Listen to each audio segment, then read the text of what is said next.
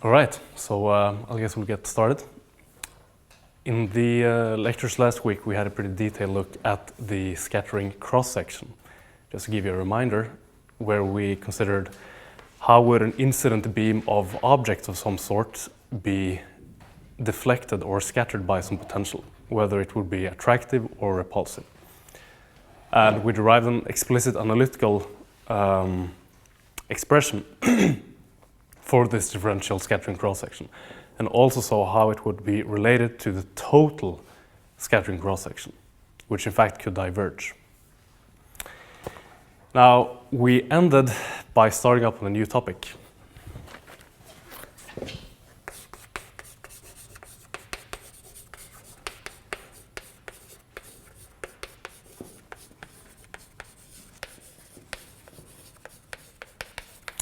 Namely, the kinematics of rigid bodies. And I think we defined the key elements in this topic, what kinematics means and what rigid body would mean. So if we are to deal with this topic, one of the first things which might be useful for us to consider is what kind of coordinates are beneficial to use to describe this type of system. Because we know that in Lagrangian formalism, we need a set of independent coordinates, the so-called generalized coordinates. So which set of coordinates would be useful for us here?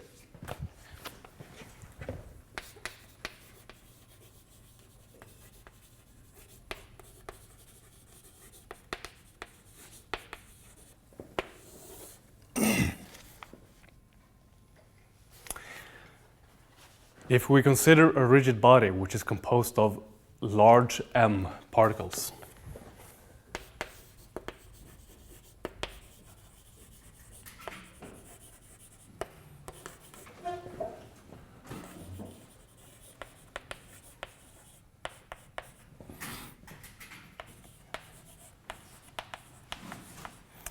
in principle we would have 3n degrees of freedom.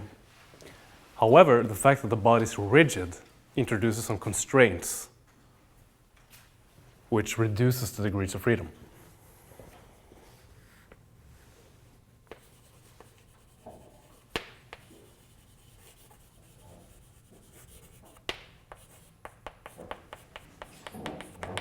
Namely, the fact that for a rigid body, the distance between any 2 points or particles, I and j, has to be a constant. So the number of degrees of freedom is reduced. So how many degrees of freedom do we have? Well, let me suggest to you that we need 6, that we have 6 degrees of freedom for a rigid body with n particles.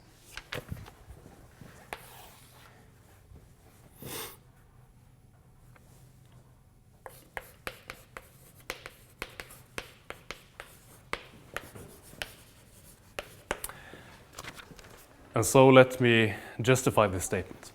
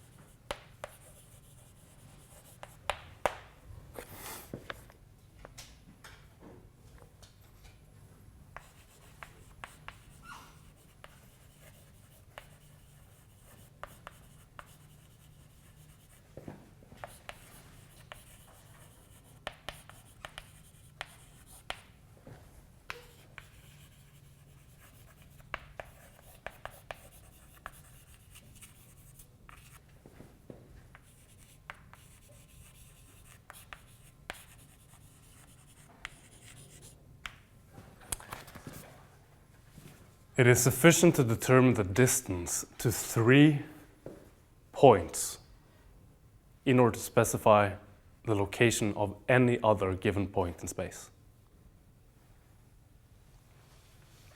So if you want to characterize some point in space, it's sufficient to characterize the distance from this point to 3 other points in order to uniquely determine its location. So in other words, if we know the position of 3 points in a rigid body, then by these constraints, we know the position of all of the other points in the body, and hence we know the shape of the body. So to see this,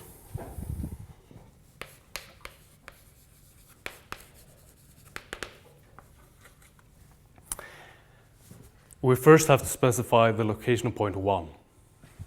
How many degrees of, or how many coordinates do we need to specify the location of the first point? In general? 3.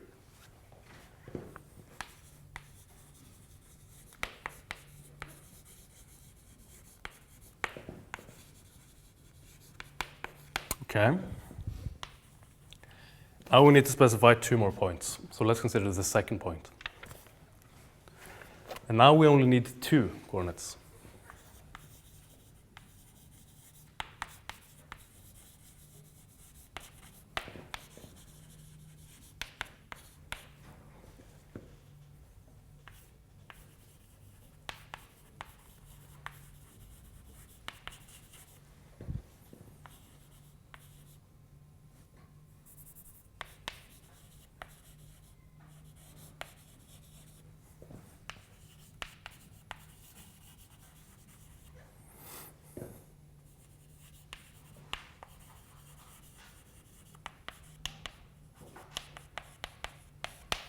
And the reason for why we only need 2 points, 2 coordinates to specify point 2, is that point 2 has to be located on the surface of a sphere with point 1 in the middle and with a radius C12, which is a constant. So know that due to the fact that it's a rigid body, the distance between point 1 and point 2 is a constant. And so if point 1 is specified, well then point 2 has to be somewhere along a sphere. So we need only 2 coordinates to specify its position on a surface. Okay. Well, as you might guess, for the third point and the last point we need to specify the points of all on the entire rigid body, we only need 1 coordinate.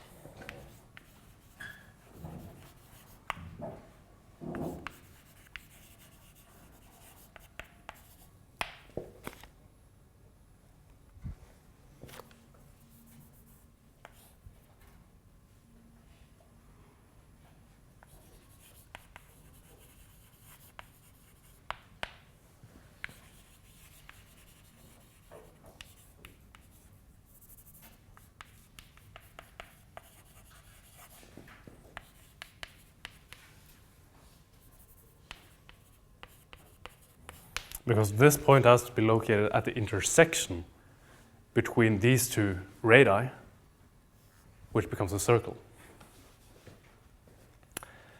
And so point 4 will be completely fixed. We will know the position of point 4 just from the constraints once we have identified the first 3 points.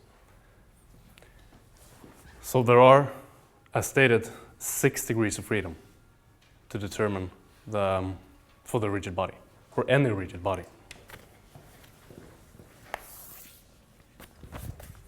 And that's better than 3n, which can be quite large. So moving on to the question of how or what types of coordinates are good to use to describe such a system.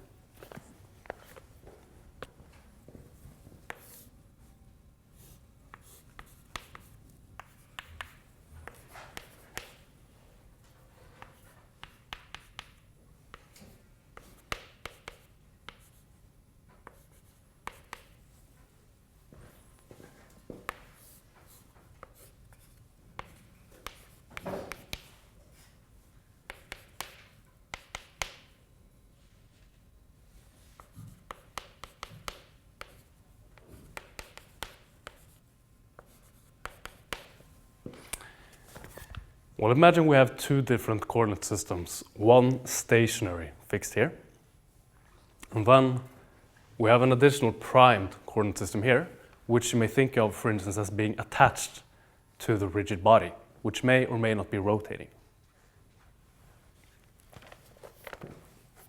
So these ijk and ijk prime vectors here and here denote the unit vectors in each of the systems.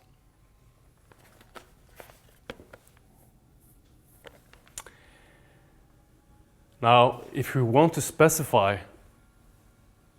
the position of the rigid body, which has this coordinate system attached to it, we know that we need 6 degrees of freedom. We need 6 coordinates.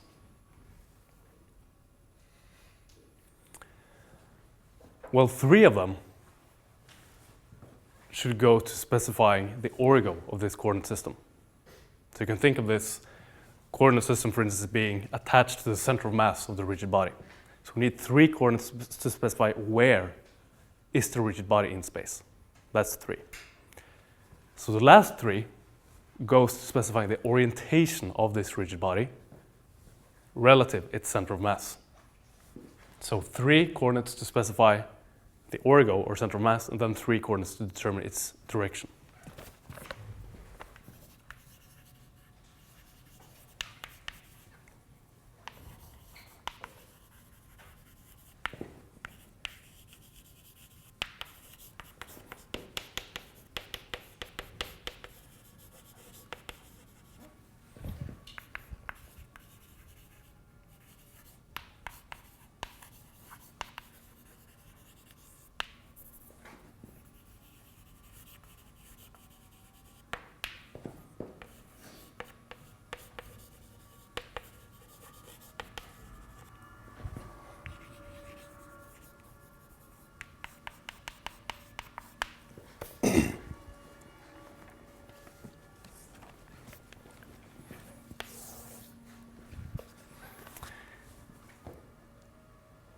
Now, to accomplish this, we need to find some way to express vectors in this coordinate system in terms of vectors or coordinates in this coordinate system.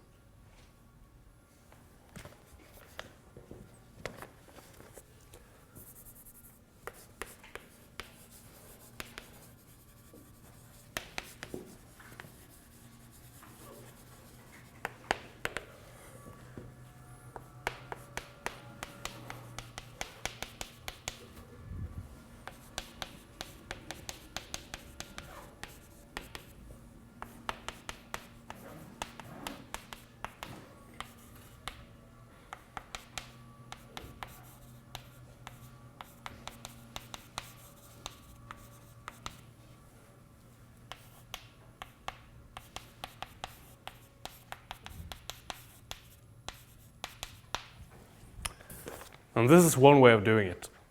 We're basically taking these unit vectors I, j, and k along the x prime, y prime, and z prime axis. And we're saying that these should be possible to express as a linear combination of the unit vectors in this system. This should be possible. Any vector here we should be able to represent as some linear combination of these unit vectors.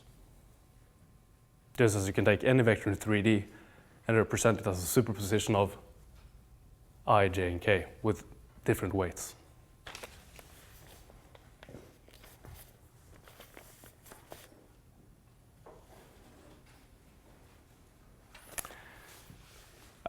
These coefficients here are known as directional cosines.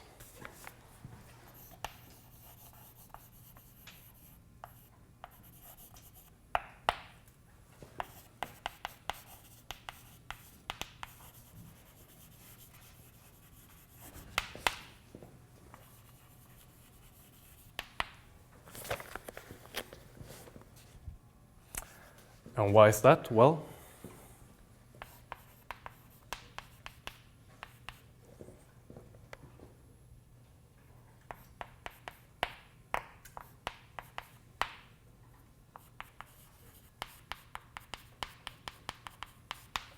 You see that alpha 1 is given as the scalar product between I prime and I, which is given as the cosine of the angle between these two vectors. So each of these coefficients that give us our linear system of equations can be expressed as cosine between two vectors. And we have 9 of them.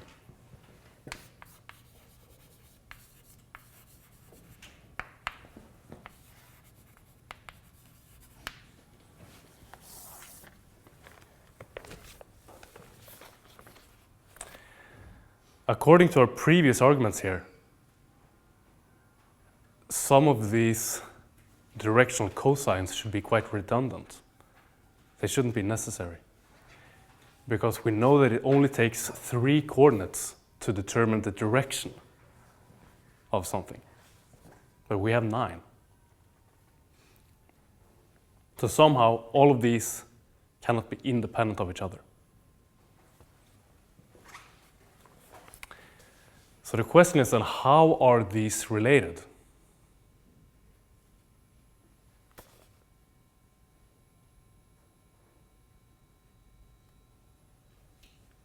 Do you have any ideas? Which essentially then should reduce the degrees of freedom from 9 to 3. Yes? They should all be in a right-hand system with a 90-degree angle between them, so you can express them as cross products probably Mm-hmm. of each other. That's true. So you're saying that they belong to a right-hand system, and so they should be orthogonal to each other, 90 degrees.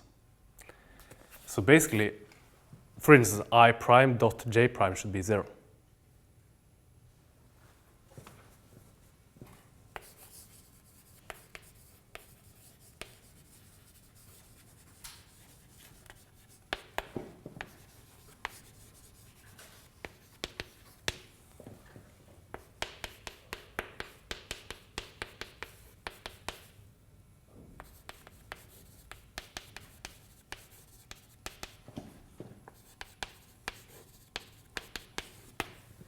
So we get this equation.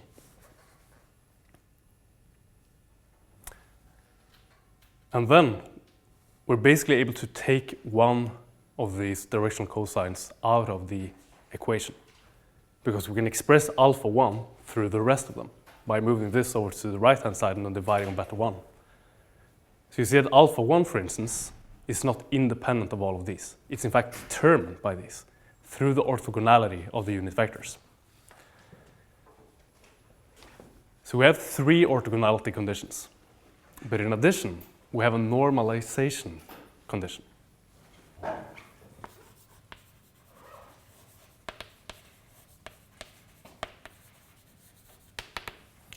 For instance, that I prime squared should be equal to 1 because it's a unit vector.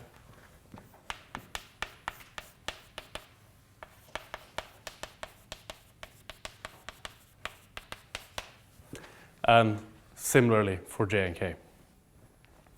So we also have 3 normalization conditions.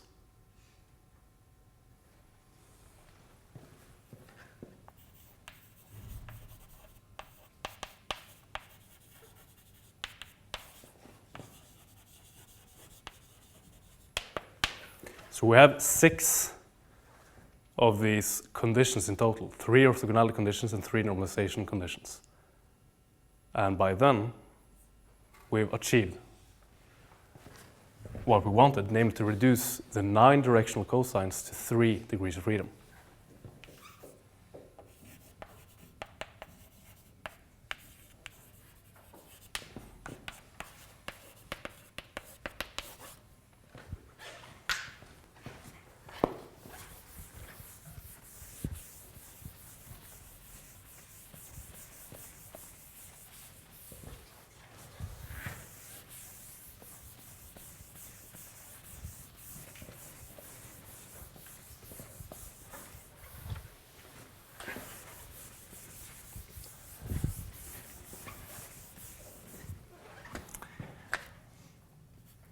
So these directional cosines seem pretty neat. I mean, we can write them up in a pretty compact way like this, relating any vector in the prime system to the original system. So could we use the directional cosines as our generalized coordinates if we wanted to write down the Lagrangian?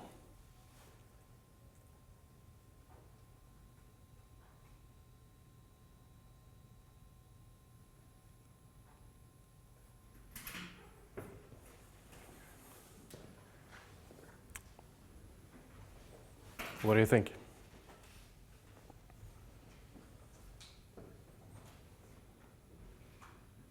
There are two possible answers.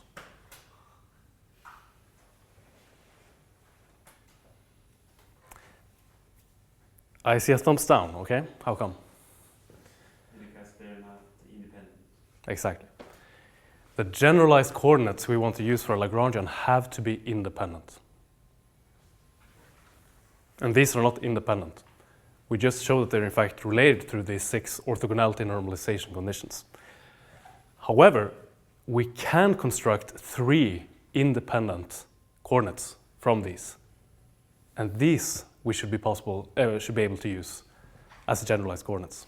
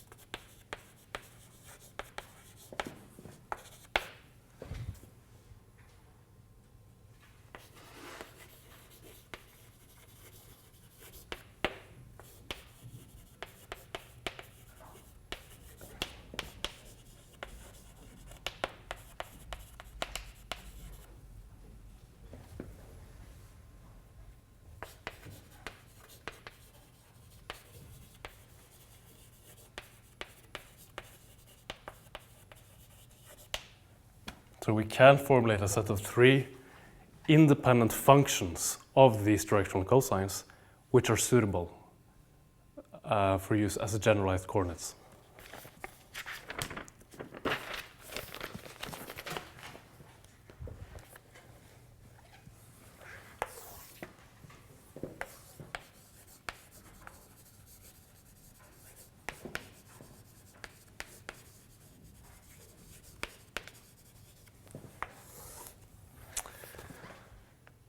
So that was just to give you an introduction concerning these different coordinate systems, whereof one may be rotated compared to the other, and how many degrees of freedom we need to describe such a system. So when dealing with rotations, it's useful to go through some mathematical details, what is known as orthogonal transformations.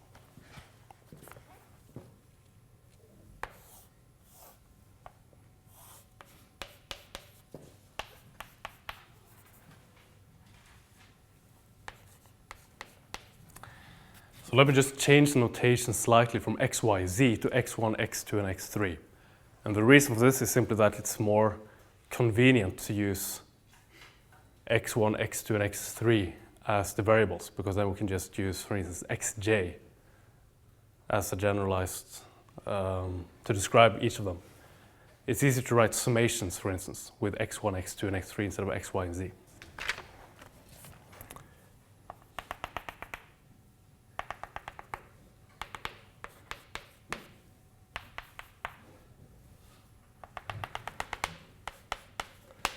And then we have some rotated system, the prime system here.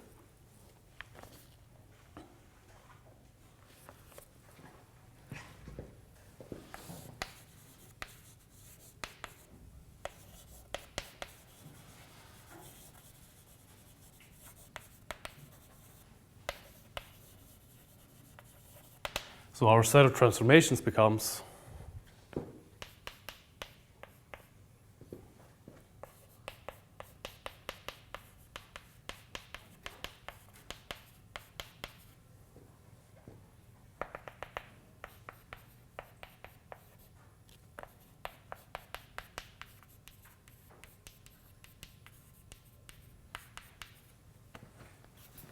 like this, where I've now also renamed these directional cosines to A11, A12, etc. And this is to make them fit more easily into matrix notation.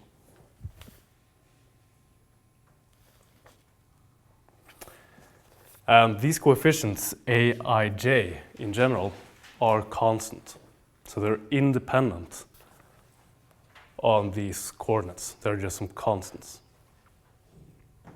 So this kind of linear transformation corresponds to a rotational system.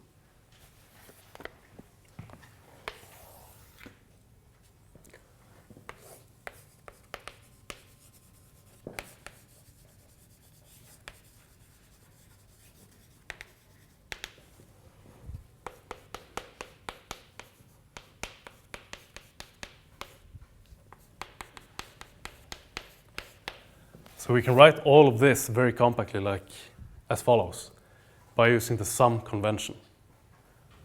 Repeated indices on one side implicitly means summation over that index. So here it's implicit that we have summation over j.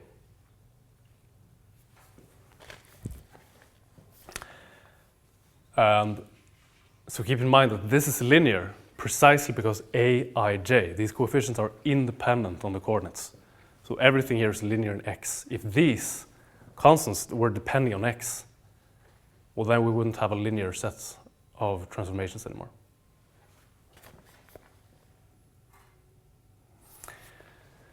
Okay, so what can we say about this type of transformation? Well, if we have some vector r in the original coordinate system, and we then rotate the coordinate system to the primed coordinate system here, the length of the vector r should be unchanged. Just its direction should change.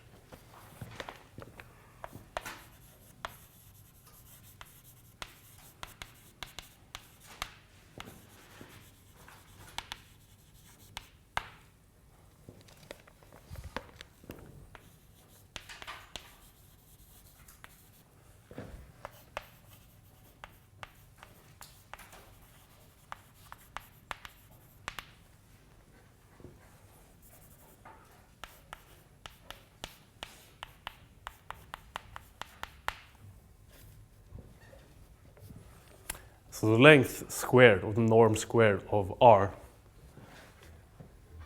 is simply xi. So this is x squared plus y squared plus z squared.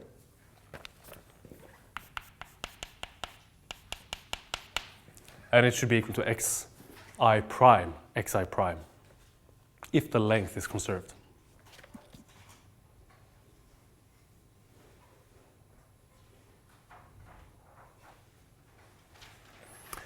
So if we now insert this equation here and thus express the prime coordinates through the original ones via these coefficients a, we get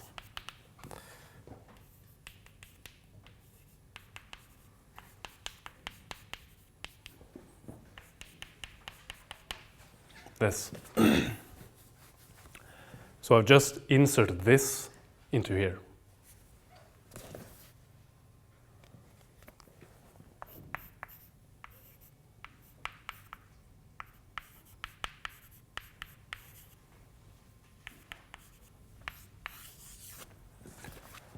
Now, in order for this equation to be satisfied, we see that these coefficients have to satisfy this. And this is a sum, because we have repeated indices I on this side.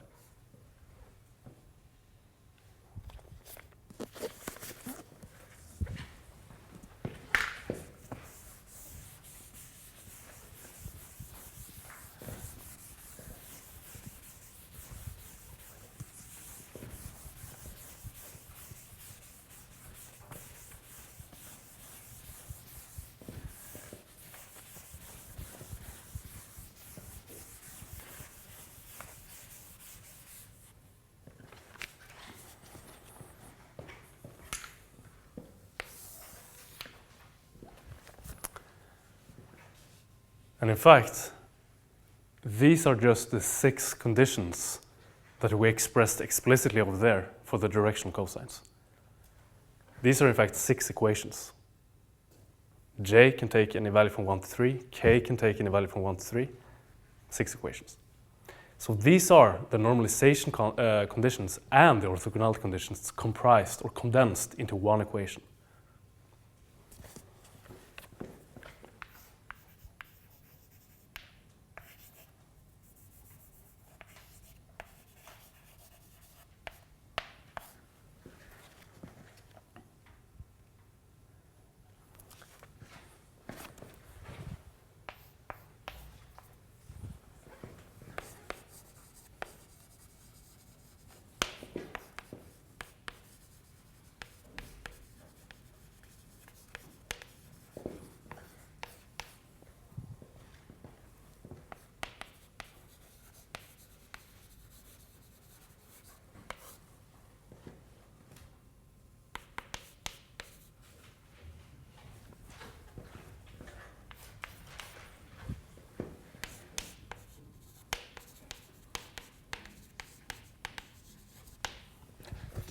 This set of linear transformations is known as orthogonal if the coefficients satisfy this equation. So this is not necessarily an orthogonal transformation, this is a linear transformation. But if the coefficients satisfy this criterion, then it's also an orthogonal transformation.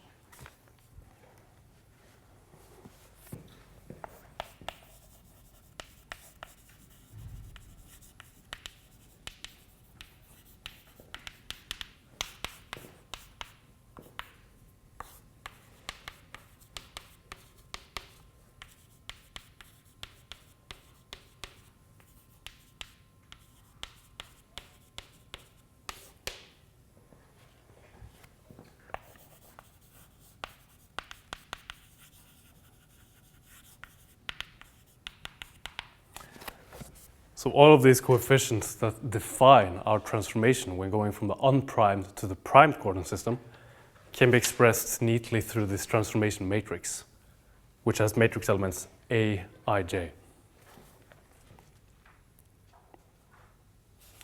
So let's consider an example.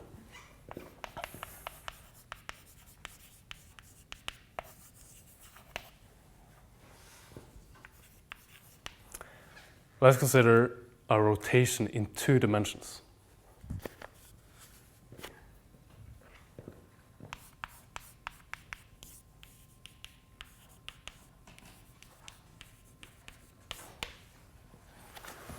So our rotation matrix looks like this.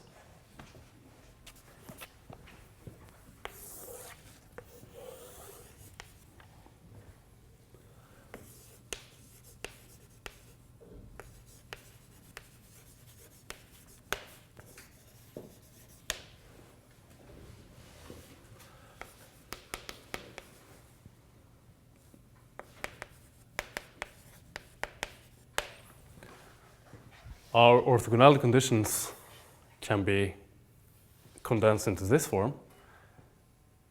And in 2 dimensions, how many orthogonality conditions do we have? We had 6 in 3 dimensions.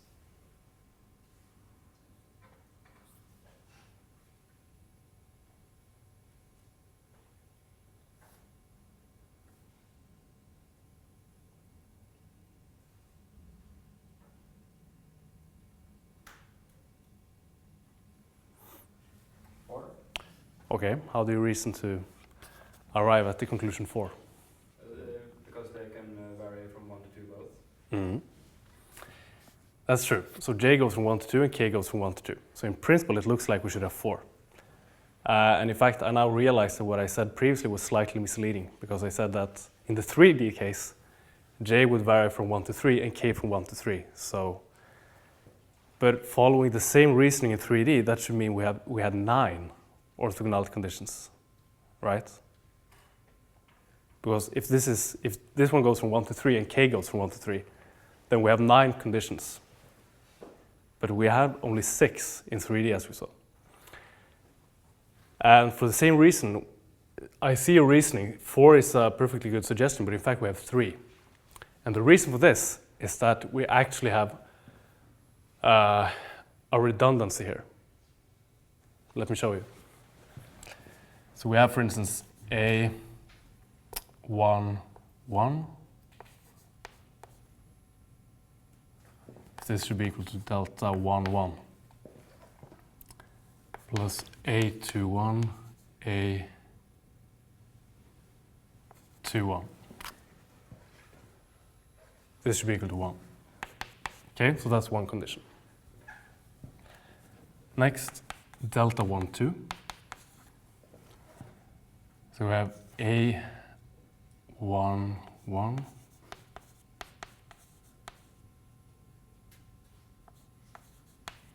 like this.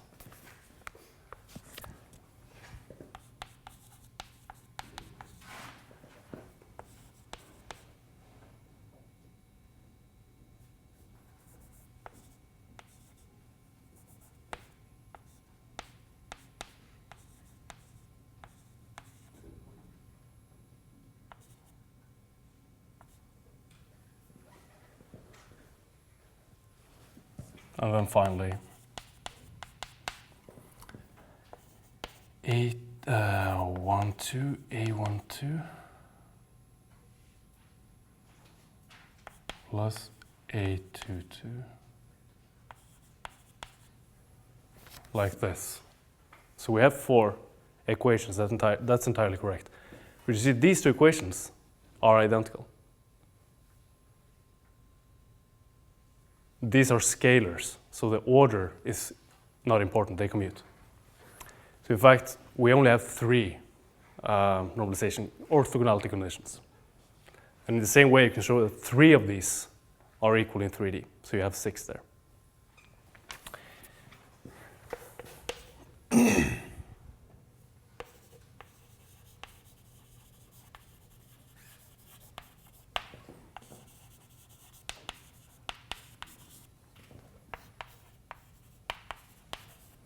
So you have 3 in 2D and 6 in 3D.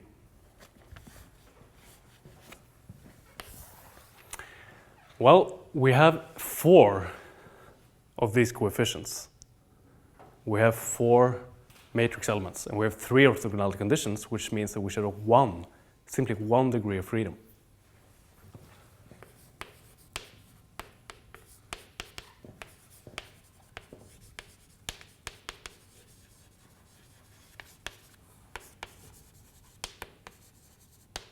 So we have 4 matrix elements, or directional cosines, if you will.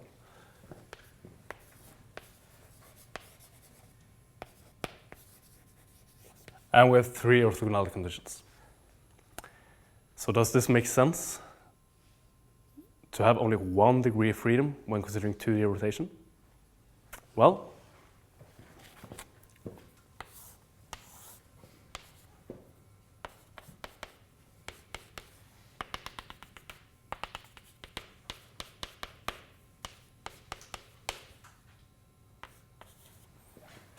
I think so. Because we see that we only need one angle, phi, for instance, to specify the orientation of this prime system relative to the original one. So the rotation angle is the only degree of freedom in 2D.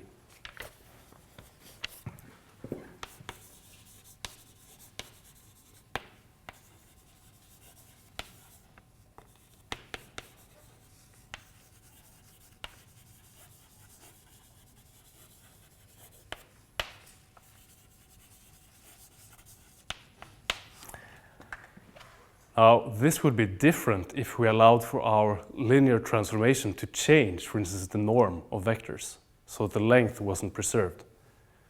But if we have a system where the length is preserved, so we have normalization and also orthogonality, then there's only one independent variable.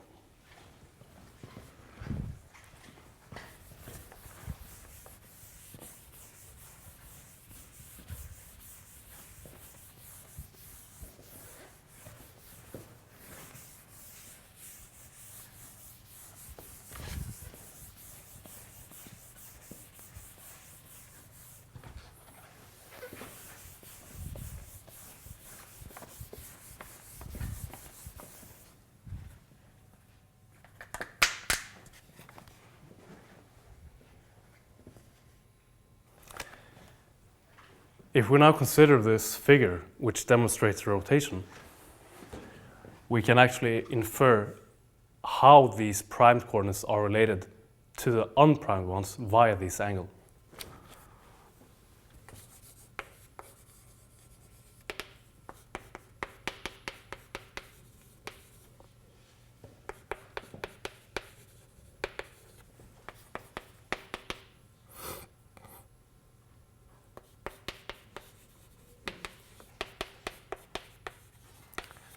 So just by considering the geometry of this figure, we see that these relations hold.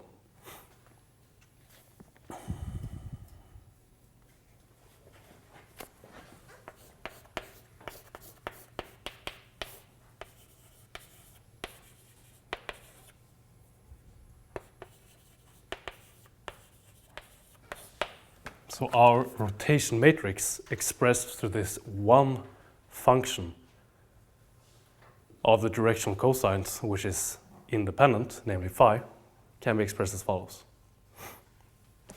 So this is a general rotation matrix in 2D.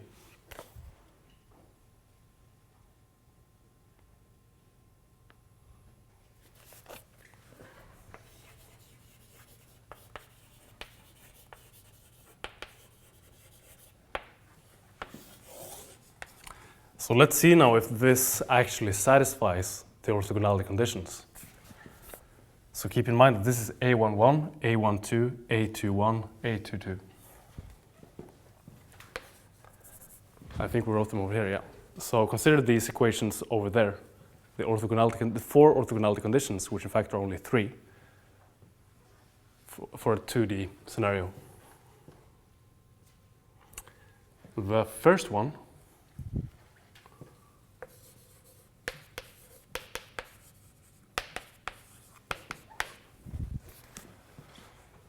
this one, when inserting what A11 and A21 are, gives this.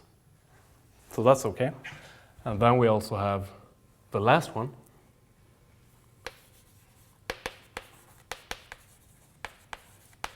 which is also equal to 1. And then we have the two in the middle, which are in fact the same equation.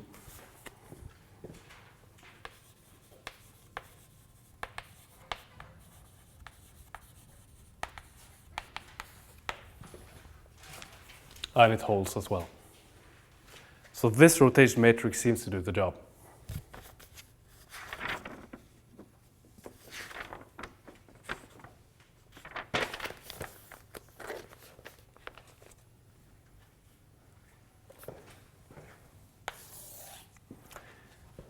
Now we see that if we defined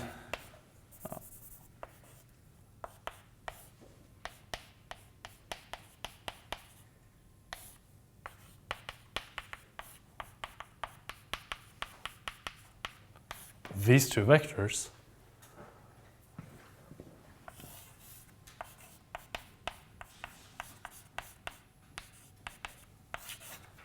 the transformation equation can be written quite compactly like this. So the vector in the new coordinate system is given as the transformation matrix multiplied with the old one. So that's why it's convenient to express it in matrix form.